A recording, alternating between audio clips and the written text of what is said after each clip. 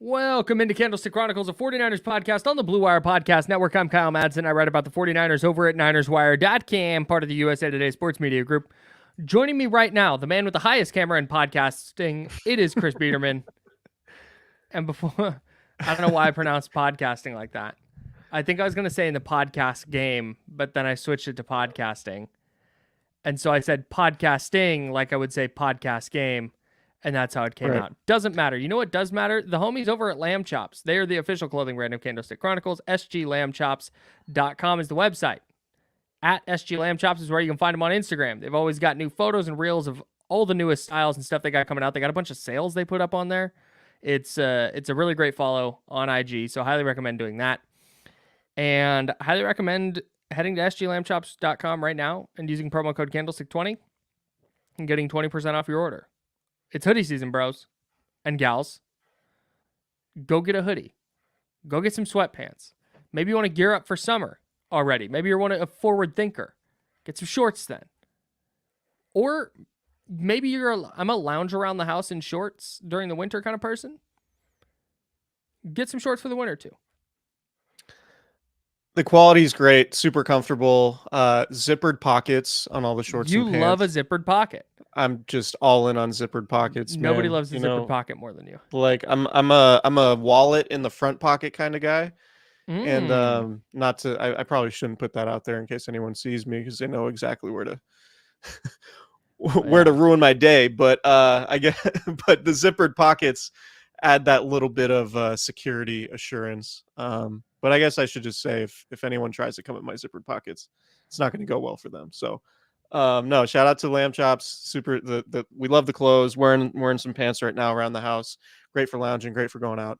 And you know what the most important thing about Lamb Chops, Kyle? It looks dope. It looks dope. The most important thing. Candlestick Chronicles. No, I'm sorry. SGLambchops.com. Promo code Candlestick20 to get 20% off your order today. Jesus criminy.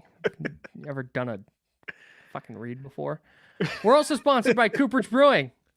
Shout out to our friends at Cooperage, the creators of Candlestick Chronicles Hazy IPA. Chris is wearing a Cooperage hoodie right now if you're watching on YouTube. It looks awesome. And go to cooperagebrewing.com right now. You can order a case of beer. They ship it right to your front door. You order it on a Monday. You get it by Tuesday or Wednesday, depending on when you place your order. And then you go out, you sign for it, and you have a case of beer sitting on your front doorstep. It is the best way to acquire beer, and I highly recommend everybody does it right now. You know, we're recording this Thursday evening, and we're streaming live on our YouTube channel and Twitter. Actually, we've linked up our Twitter account, so we'll be streaming on there.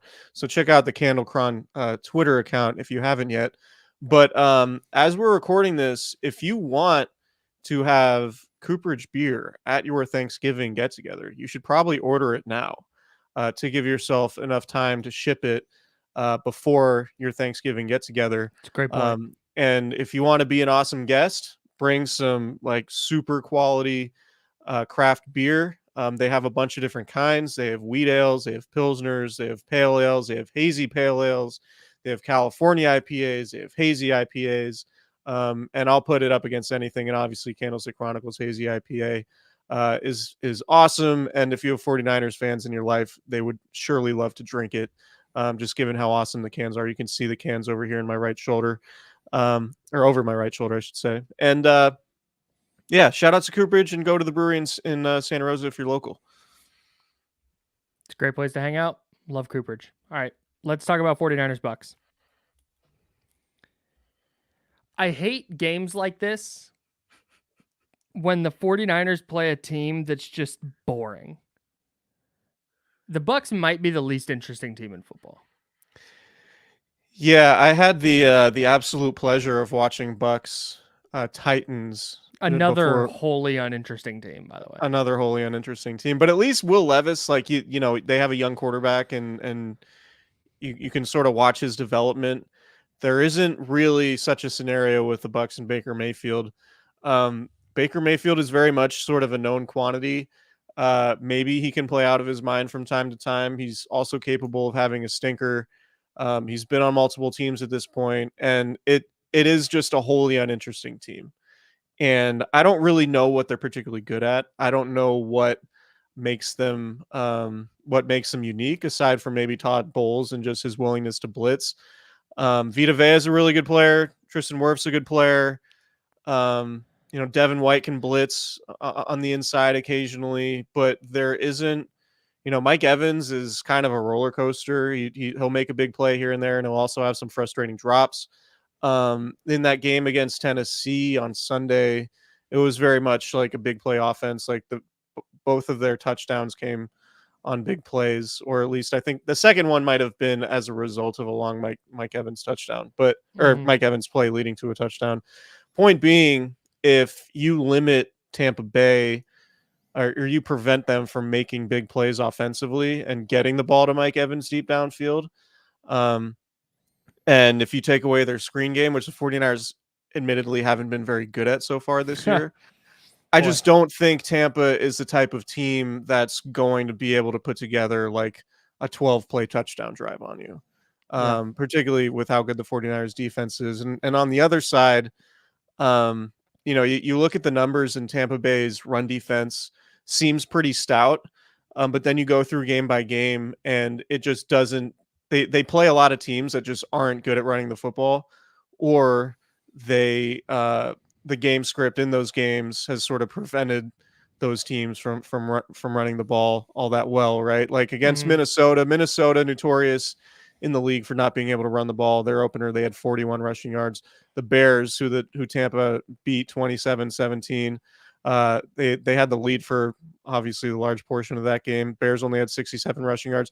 The one team that, and this was week 3, the one team that the Bucs played who can run the ball is the Eagles, and the Eagles had 201 rushing yards. Yeah, only because of the tush push, though. So yeah, I mean the point here is that like I just don't really that there's no like evidence to look at that would say the Niners should not just handle business this week. Like the Niners are far better on both sides of the ball. I would expect them to be able to run the ball pretty effectively. I have a feeling this game could look a lot like the game last year when Tom Brady was a quarterback, and oddly enough, it was Brock Purdy's first career start. I think there are probably some similarities, similar time of the season, and just that Tampa Bay's personnel hasn't changed all that much, and obviously still the same head coach, just a different quarterback. But I don't know if the 49ers would ever really fear Baker Mayfield on their home field. So that's a long-winded way of saying the 49ers should absolutely handle business, and if they don't, I would guess a lot of weird stuff has to happen for it to go haywire for them. So the Bucs have, you mentioned Mike Evans, who I think if you're the 49ers, regardless of the drop situations, the Bucs have 10 drops as a team and Mike Evans has half of them. And it's not like he gets a disproportionate amount of targets either. Leads the team with 67, but Chris Godwin 64, K-Dot in the tight end 41, Trey Palmer, another wide receiver, gets 30, Rashad White, running back is 37. So the opportunities are there, but Mike Evans is still scary. And Chris Godwin out of the slot, given what the 49ers have dealt with at that position this year, I imagine it'll be Deommodore Lenoir again this week. But I still think if you're the 49ers, it's not like, oh, you can just throw your helmets on the field on defense and they're going to go get stops. Like Mike Evans, despite the drops, will still beat you for a long touchdown. And Chris Godwin is still as good as there is in the league out of the slot. So I do think that there are some areas of concern. Rashad White is having a good year as a receiver and can beat you on a screen, which you mentioned. Those three things, given how the 49ers have looked at various times this year, given how they looked against like Kirk Cousins, and I don't think Baker Mayfield is as good as Kirk Cousins, but if they find something on that Minnesota tape that they think they can go exploit, then it wouldn't shock me if the Bucs find a little bit of success offensively. Because I do think there's enough talent between Evans, Godwin, and White to give the 49ers some problems. Yeah, for sure. And I think like there would be an element of like the 49ers just coming out really flat for them not to play well, right? And it would be nuts if they came out flat. Right. It's their first home game since Cincinnati, right? That was like really a bad performance by them. Mm-hmm. Um, but if we've seen anything from this team over the last few years that I think they could hang their hat on, it's that like when their backs are against the wall, particularly late in the season, they do play pretty well, right? Like Mm-hmm. it does feel like they turn it on in November and December. I know you have the monthly record stats since Kyle Shanahan came on, and they're pretty telling to that point. Mm-hmm. That like the Niners, when their backs are against the wall, are just a much better team. They play with urgency. They don't really have games where they come out flat in November and December. Like when they've lost games during those months in recent seasons, it just feels like it's more because like Jimmy Garoppolo threw a couple bad turnover, like a couple bad Mm-hmm. interceptions, or Yeah. it never. There's no game that comes to mind, maybe with the exception of like 2019 after they had that hellacious stretch where they played the Packers, the Saints, and the Ravens, or it went Packers, Ravens, Saints, and then they came back and lost to the Falcons. Mm-hmm. That That's a was weird game. like that was a weird game, but they also like they didn't have Richard Sherman, they didn't have K'Wan Williams, right? Like they were just sort of banged up and some weird stuff happened. It also And took George like Kittle fumbled the ball away on the game-sealing first down. right. That happened. And then it took literally a last second play where Julio Jones scored with like an inch to Yeah, get over the goal line. that That was was a weird game. wild. But otherwise, like it doesn't really feel like the Niners have come out flat in a November, December game. Like just come out flat. They've lost games for sure, but they haven't Yeah, like just no showed in a way that they kind of have more so in like September and October yeah. during their stretch when they've been contenders. So It that's what I here's think it would take for them to lose is just one of those where they just like come out super flat and no show. Yeah, all of that said, and what I talked about with the Bucs receiving core and Rashad White, and I think Baker Mayfield is probably better than he's gotten credit for, but not as good as the number one overall pick. So he's kind of in that weird place where he'll be like underrated, but also not great. But then you go on the defensive side, and it's Shaq Barrett, and it's Vita Vea, and it's Antoine Winfield Jr. And all of a sudden, there's like I said, there's all these things where you go, oh man, these guys could give the 49ers problems. All of that said, if the 49ers are as locked in as they were against the Jags, they're going to dog walk the Bucs. Yeah, I would agree. If they're as locked in as they were against the Jags, they're going to win by 38 points. That's just they're that much better top to bottom. And do the Yeah. Bucs have a couple of guys who give you an issue? Like for sure. But I think the 49ers have the personnel to ensure that Antoine Winfield is not wrecking a game. Do they have anyone like any elite players that are in their prime that you really feel great about? I guess outside Antoine Winfield and Tristan Wirfs, maybe Vita Vea. Vita Vea for sure. Vita's a dude. Yeah, I he's don't think gonna he's a walk. guy, but he's definitely a dude. He's gonna walk Jake Brendel back into the quarterback a couple times at Oh, least. for sure. Yeah, Vita Vea, But interior defensive lineman, leads the team with 5 sacks. and he lines up outside. Like he had a I think it was a sack. It was a sack or either a pressure that led to an incompletion. Where he just like walked the Titans left tackle back into the quarterback. Like he lines Six up as defensive end. 6'4", 347, and lining up a defensive end. What a dick. He's legitimately like you talk about all time like freak athletes in the league right now. Yeah. Like him and Trent Williams are way up there for me. Like Yeah, Vita for Vea, sure. he's enormous, but just the way he moves for a dude his size, it's like completely bananas. Like it doesn't make sense.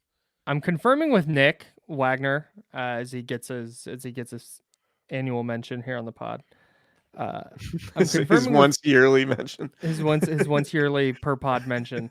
Once per his once per pod mention whether Vita Vea is a guy or a dude.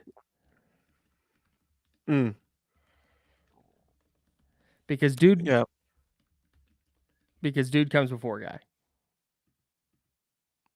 Yep. Okay. So We don't a have guy, to be it's quiet better until to he be responds. it's better to be a guy than a dude. Yeah, for sure. You're a dude who could be a guy. Okay. In my head, I thought it was the other way around. Like if it's better to be a dude than a guy. Yeah, I Better than don't or are know. we just confusing ourselves? I'm just botching this bit entirely. It's fine. Okay. Don't worry about it. All right. Sorry for making Question. it confusing. No, it's fine. We're international today. Andrew Ardil. Sorry if I mispronounced that, bro. But in the YouTube chat says, hello from Sydney. Glad to catch the stream. Shout out to you. Glad that you're on the stream and contributing. Any word on changes to starters? No. Colton McKivitz is dealing with ankle and knee injuries. He got rolled up on a little bit against the Jags. He has been limited the first 2 days of practice, but there's no indication that he's not going to go. And I think that's it, right? So it'd be Matt Pryor. Oh, and yeah, it'd probably be Matt Pryor if he can't go. And then Aaron Banks is still out, so it'll be John Feliciano again at left guard. Do you think it'll be Lenore in the slot and Thomas outside again? It has to be, right? I think that's I just would going to be hot guess. hand. I don't know if there's going to be a ton of rhyme or reason to it other than, okay, he's playing well. Like, if you're going to get that, Amber Thomas is really goddamn good the other day. If you're going to get that performance from him, you have to ride with that. Yeah, I agree with you. I just like, do they look at Chris Godwin, or I don't know how much Mike Evans lines up in the slot, but do they look at those guys and say, maybe we feel better about a bigger slot player? I don't know. We'll see. I think you ride it until you need to change something. It's fair.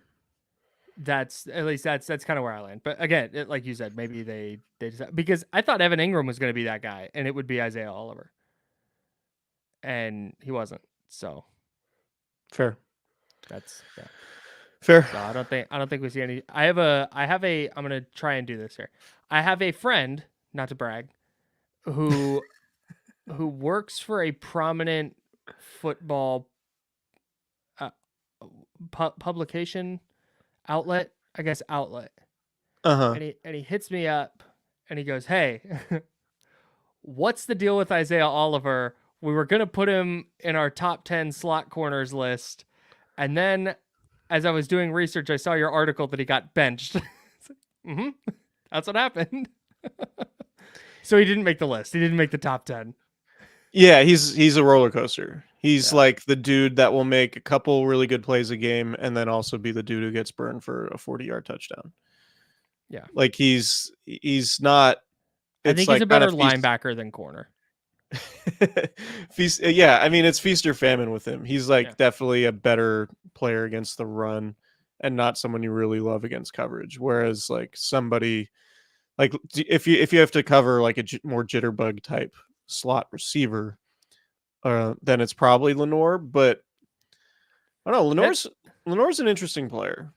That's the weird thing with slot corners, though, is you're not going to be like a lockdown slot corner. No, those don't really exist. Right. It's so hard to defend in that amount of space. But are you not giving up yak? And are you avoiding getting torched on a slot fade? And are you not a liability against the run? Like you have to. Right. You have to be able to throw your hat around a little bit. Yeah, that's what K1 Williams was always really good at. So yeah, I think they'll probably go with Lenore again. Sure. That's my take. Sure. I just don't. Go ahead. Sorry. No, I wonder if like it sounds like what we saw on Sunday in Jacksonville from the Niners secondary included a lot of disguising coverages, right, and varying their looks. Like I wonder if that's just going to be who they are now. Like if that's going to be their formula. Yeah, I agree. I don't think in the modern NFL, I don't think the Legion of Boom Seahawks is going to work ever again. Unless you have prime Richard Sherman and prime, help me out, Thomas. Earl Thomas. Thank you. Taylor Mays was the only name that could come to mind. And it's like the opposite of that is what I was looking for. Prime Taylor Mays. Earl Thomas and Bobby Wagner and KJ Wright and Malcolm, like that Michael Bennett, that entire team was sick. So Bruce Irvin was on the team. Anyways, yeah. So that was a sick team. So unless you're that talented, I don't think the just line up and play defense is going to work that much anymore. Like that's what Robert Saleh tried to do, and it didn't work until they got more multiple. And DeMeco Ryans changed stuff all the time in how the Niners were scheming up offenses. Offenses are just too good and too sophisticated now. If you do the Yeah. same thing over and over and over again, offensive coaches are going to figure it out. It's pretty wild. Do you remember like the Earl Thomas Taylor Mays draft? Because they were out in the same year, and Pete Carroll needed a safety, and he had coached Taylor Mays.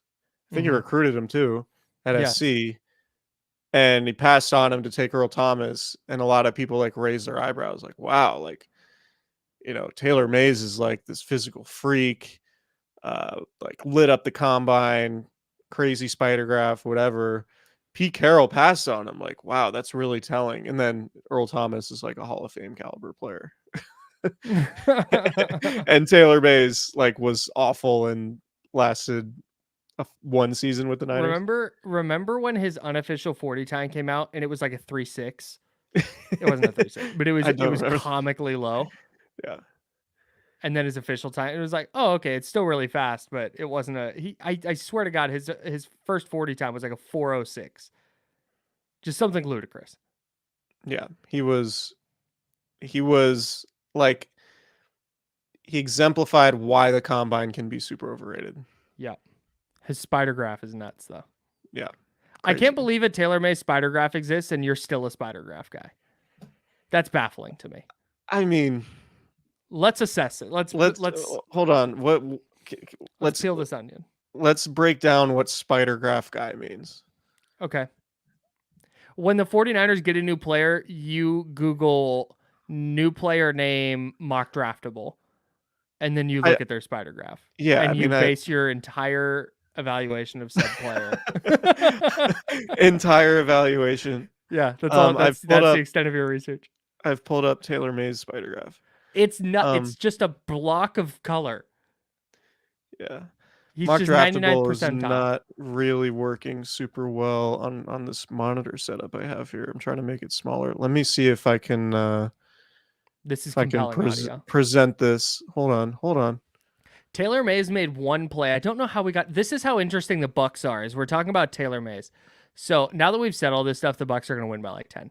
But the one play that stands out from Taylor Mays was the blocked punt recovery for a touchdown in Atlanta in 2010. I think it was Halloween or the day after Halloween, 2010. Yeah. I remember because I watched that game super. I don't remember, but I'm just nodding. Yeah. And I think that was.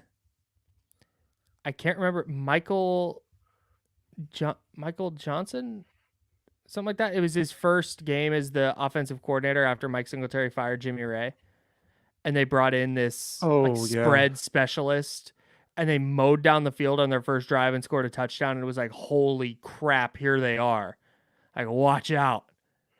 And then they got the blocked punt touchdown, and that might have made it 14-0, and then they ended up losing. And I think it was Nate Clements had the interception, and Roddy White stripped him from behind at the end of the game. Sure. I don't remember this game nearly as well as you do. Okay. But I do. Oh, we have Taylor May's spider graph up on the stream. This is ridiculous. The comparisons are hilarious because he's being compared to so many good football players. So maybe that proves that spider graphs are really helpful. The comparisons: Eric Reed, Eric Berry, Derwin James, someone called Tyson Anderson, Jeremy Chin can play. Yeah, Kyle Duggar can play. And then Lenore Ryan legend. But scroll up there. Hit athlete for me instead of just safety. I want to see what. Oh my god! Khalil Mack, Anthony Richardson. These are Taylor Mays' just athleticism comps in general. Khalil Mack, Anthony Richardson, Eric Reed, John Baldwin, workout legend, Jonathan Mingo, wide receivers. Ryan Shazier. That's interesting. God. Only one other safety. So it goes outside linebacker, freakish quarterback, safety, tight end, receiver. Oh, John Baldwin, 49ers legend. Yeah. Keith McGill, a corner from Utah. Jonathan Mingo, Cedric Tillman, and Ryan Shazier. Anyway, enough Taylor Mays talk. I think we've hit the quota. Checks in the mail. Yeah. So anyway, but I think the key point for this game for me with the 49ers is far more macro than just like what does it look like on Sunday? Because I have a hard time envisioning them losing. Because I do think they're going to play with a sense of urgency, given that they already have 3 losses and given that the 1 seed is so important to them, right? Which we've outlined in previous spots. But just like, what is it going to look like ahead of Thursday's game against the Seahawks? Because I do think that's a pretty substantial factor in this game. And you obviously do not want to fall into the trap of looking ahead, because that obviously is what makes a trap game. But like, that game's really important. That Seahawks game might be the most important game you play this season. And it's 4 days after Sunday. And like, I would assume that the way Sunday goes, Kyle Shanahan's going to be like, we need to hit halftime up by 14 points. Mm-hmm. And then we need to extend the lead in the third quarter so we can try pulling the starters. Like that kind of has to be the goal, right? But one thing I wonder is like, can that be dangerous if you're like going into a game like planning to blow them out, and like we really just need to be up so we can give our starters a breather for the fourth quarter? Like, is that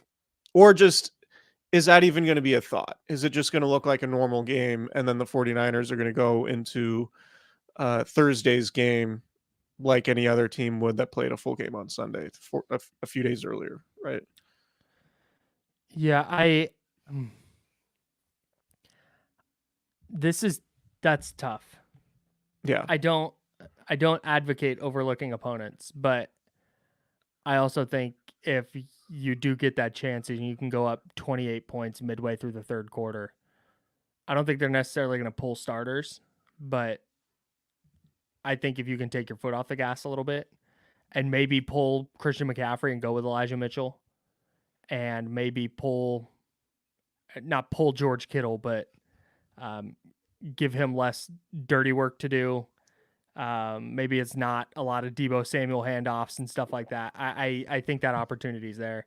But I think if that's your plan going in, it's like, okay, what we're going to do is we're going to get up big and then everybody's going to chill. I don't think that's conducive to winning. Yeah, probably not. But I just like wonder how that game being on Thursday is going to impact Sunday's game. Because it has to be on Kyle Shanahan's mind. Oh, for sure. Like, that's a huge game. I think it's the biggest game on their schedule right now. Yeah. But yeah. I don't know. I think Nick Bosa and Baker Mayfield are friends, apparently. Oh, they're cool now? Have you seen this? Have you heard about this? No.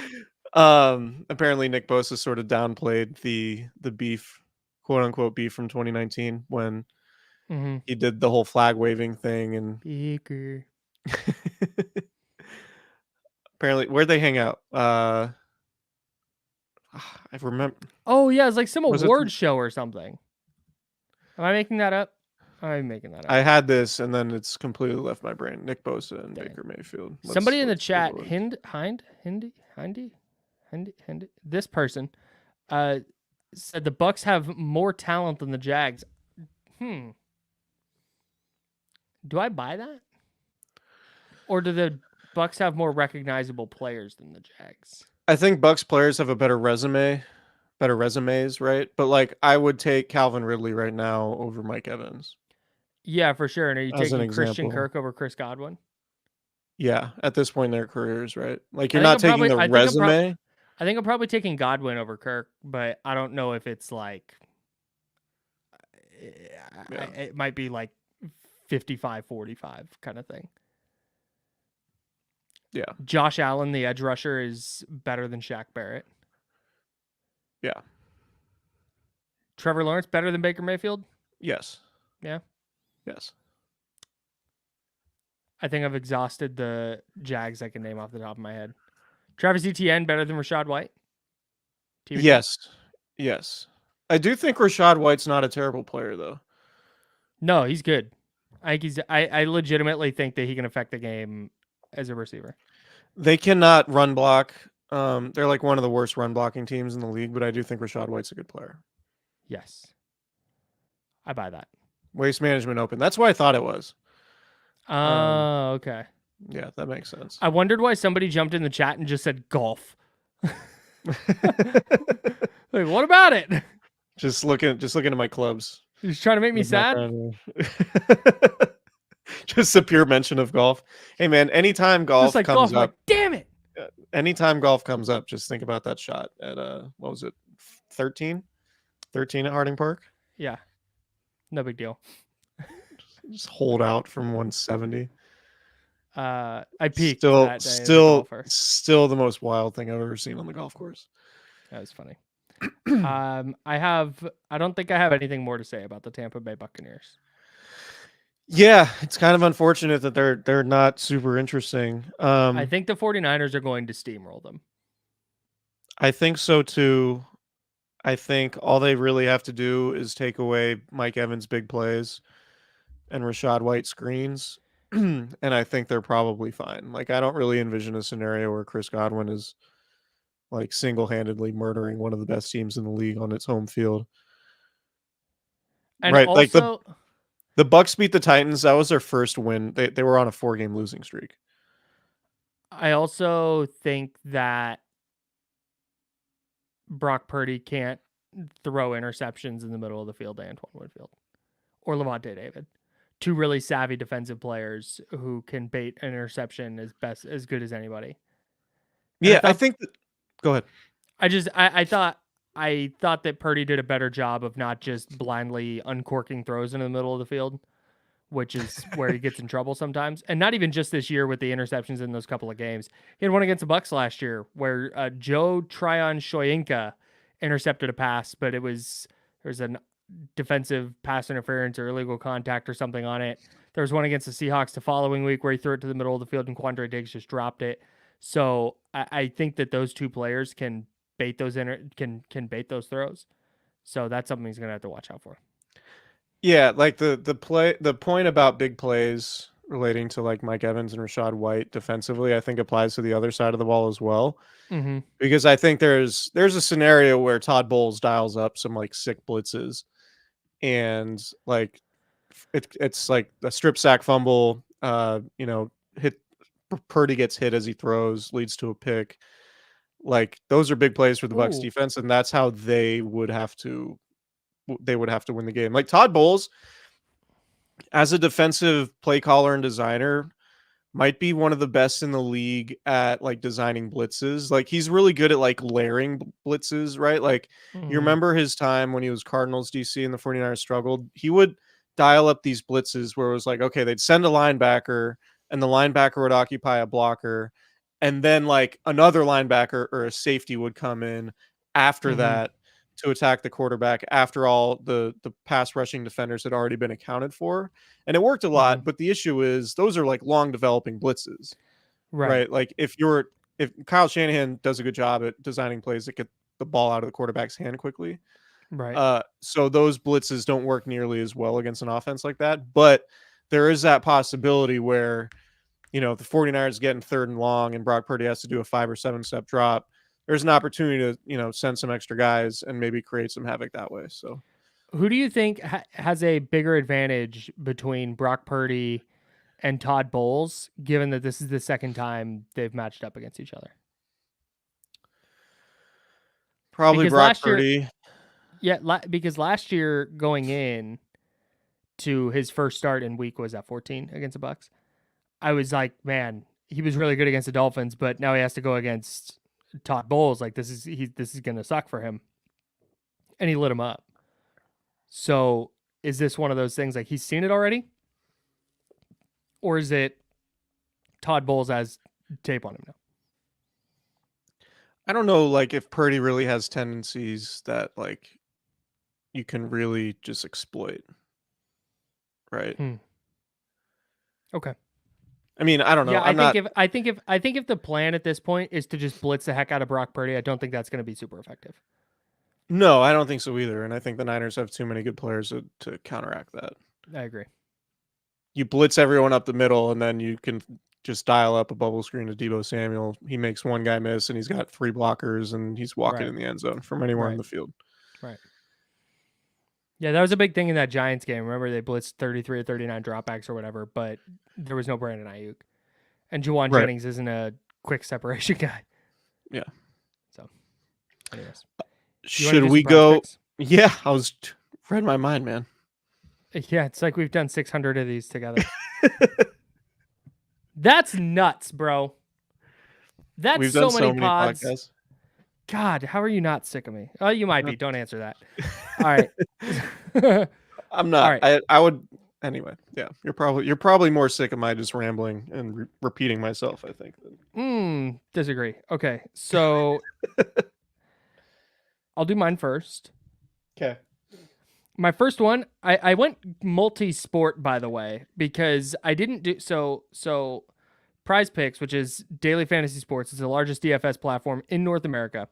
So the way they've done this for the NBA season is they have combo projections. And what you do in Prize Picks is you pick between 2 and 6 statistical projections, and you build out an entry that way.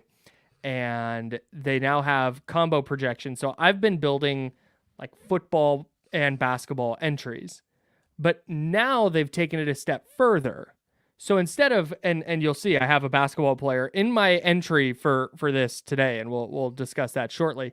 But they have a league, they have a specials league, and that's a league created specifically for combo projections. But it isn't like LeBron James and Brock Purdy, and those are two separate things. They have an example here. It's LeBron James plus Travis Kelce at a 10.5 combo of 3-pointers made plus receptions. So if you pick more than 10.5 on that number and LeBron hits 6 threes, that'd be bananas. And then Travis Kelce has 5 receptions for a total of 11, you would get that portion of your entry correct. So it's super fun.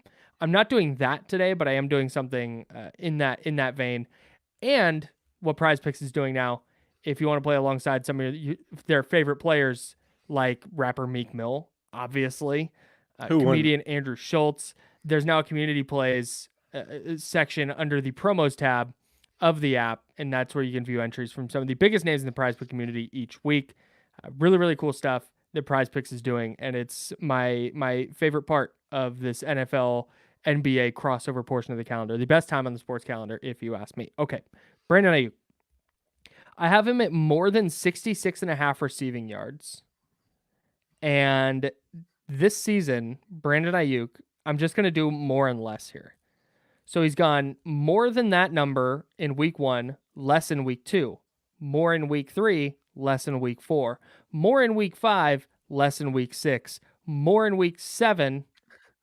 This isn't right because there's a bye week in there and he missed it, but you get it. He alternates weeks, and he went less than last week. I think he's going to go more than this week. So more than 66.5 receiving yards for Brandon Ayuk.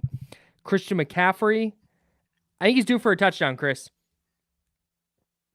He's had a touchdown in 17 of 18 games. Yeah, he didn't have one last week. He's in a dry spell. I think he gets one this week. I have Christian McCaffrey more than half a rushing touchdown, and I think there's going to be a concerted effort to make sure he gets in the end zone. Is it only rushing touchdown or total touchdowns? Rushing touchdown. Rushing touchdown. I was So listening to Kyle Shanahan. You might be screwed by a passing touchdown here. That would suck. That would really suck, but it'd be fine. So it'd not be the worst way I lost the DFS lineup. So I was listening to Kyle Shanahan today on a radio station in the Bay Area that'll remain unnamed, and it's Canviar. It's Canviar. He's on with Tolbert and Copes every Thursday. Sure. It's not a secret. So he was saying that Kyle Juszczyk was the one that reminded him about Christian McCaffrey's streak on the drive that's ahead of the drive that Kyle Juszczyk scored the touchdown on. That where makes sense. Caught it at like the 1 and then fell into the end zone. So I think they're going to make a concerted effort to get Christian McCaffrey a touchdown this week, and I think it's going to come on the ground. I have Brock Purdy at less than 29.5 pass attempts because the only time he's gotten more than that number this year was against the Giants on a short week in week 3. And then in the losses to Minnesota and Cincinnati. I don't expect the 49ers to be playing from behind in this one. I think that your point about the Thursday night game coming up is a great one. I think they're going to try and get ahead and pack it in early. And I think he goes less than 29.5 pass attempts. And then my last one, because you can't only have one team, you have to have a player from another team in your entry. I picked Golden State Warriors forward Andrew Wiggins tonight. We're recording this Thursday night against the Oklahoma City Thunder. His points, rebounds, assist total is 21, and he's awful to start this year. I don't think he's going to get to that number. I think he goes less than that.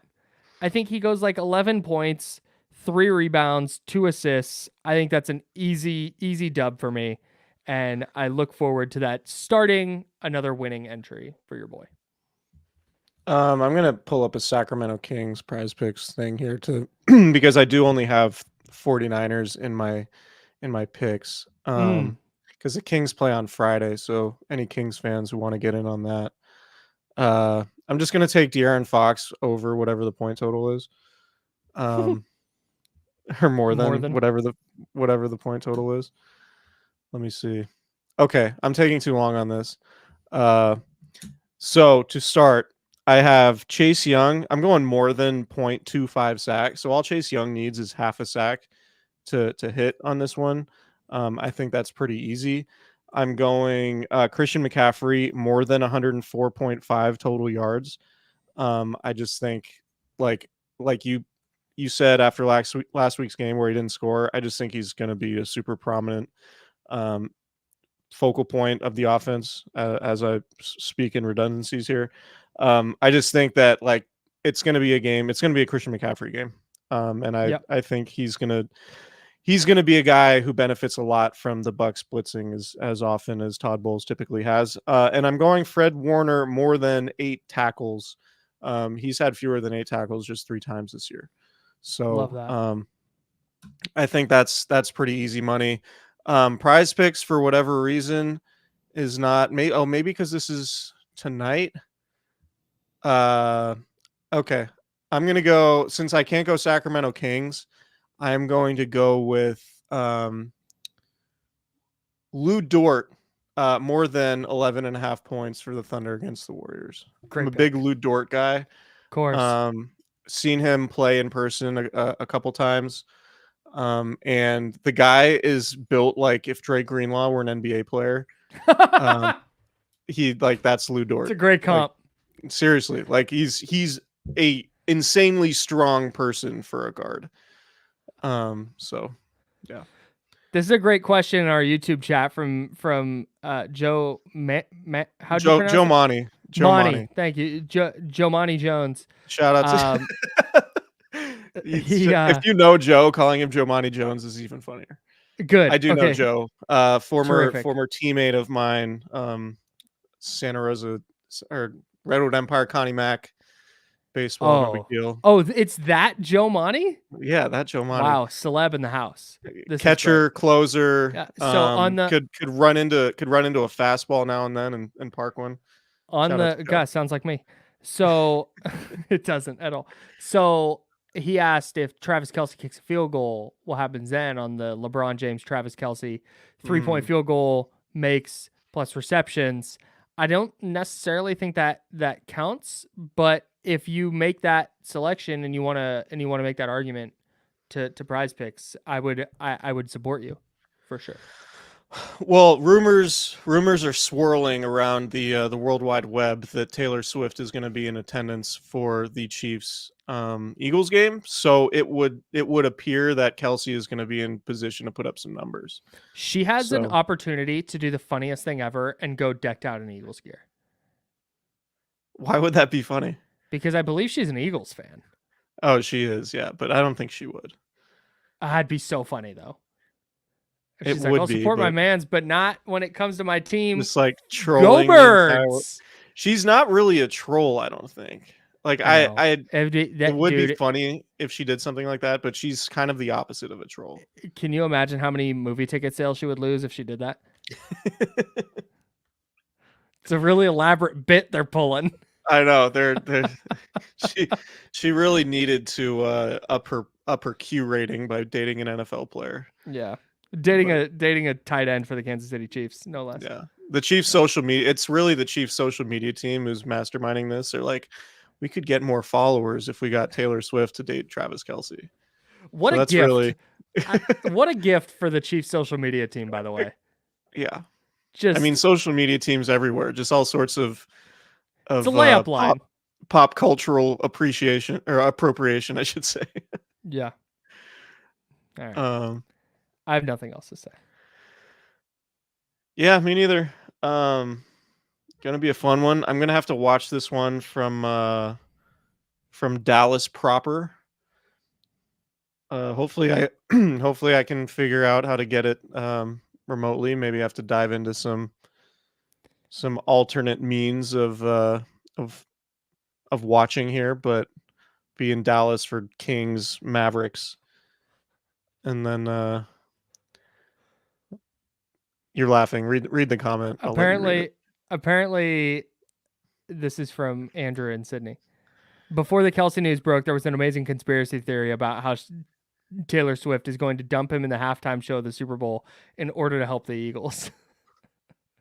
That'd be a great bit. Damn. Wouldn't put it past a Philly fan either. Would not put it past him. I mean that with respect. I mean that with immense respect, that they will do anything to help their team get a dub. And she's just gaslighting him so the Eagles can hoist that second Super Bowl trophy. Yeah, you think Taylor Swift's the type that's like throwing snowballs at opposing fans? DeAndre's her brother, actually. Yeah. Okay, I just got that. Andrew asks in the chat, where can I find Candlestick Chronicles Hazy in Sacramento? I don't know if Cooperage distributes in Sacramento. I don't think they do. But you can go to cooperagebrewing.com and order, and they will ship anywhere within California. And obviously, you must be 21 or older to order. But yeah, check out Cooperage Brewing. You can get a case of a mixed. You can get an entire case of Candlestick Chronicles, or you can get like 2 4-packs of that, and mix and match your 4-packs. And there are 6 4-packs in a case, I believe. Yep, 24. Yeah. Good math. And shout out to our friend Samus Fondiari from the Light Years Pod, the Golden State Warriors Blue Wire podcast. They do such an incredible job. Sponsored by the Curry brand, it turns out. That's sick as hell. Anyways. Ever heard of it? Steph Curry, ever heard of him? Apparently Tamil Pie in Mill Valley has coconut, Jesus, Kyle, has Candlestick Chronicles on the menu, but they're presently sold out. So if you want to go see it just on tap, pull up. You can't get it. Yeah. But it's there. Okay. Well, I have nothing else to say. I think the 49ers are going to win 31-13. Yeah, I'm with you. If we're going to throw out a score, I'll say, I think I'm going to go 42-17. Jesus. A late garbage time touchdown for the Bucs. I think it's going to be blowout city. Wow. All right. Very good. Appreciate everybody hanging out in the YouTube chat. Appreciate everybody listening who subscribes wherever they get their podcasts. If you're not subscribed on YouTube, please do that. YouTube.com/@Candlestick Chronicles podcast, or just search Candlestick Chronicles. We pop up right there. Subscribe. Smash the like button on the video. That's a little thumbs up. You don't even have to subscribe to do that. You just have to be signed into YouTube. So but you should subscribe. You should most definitely subscribe. Shout out to whoever's like, I'll thumbs up, but I'm not subscribing to this shit. Like, I don't want it. But yeah, I'm not giving that person a shout out. I'm not. I respect the audacity, to be honest. Like, if you're just gonna be that overtly rude, like, I got nothing for you, like, thumbs up. That's how it's gonna be. But also subscribe wherever you get your podcasts. And shout out to the homie Nate. And that's how we're gonna end today.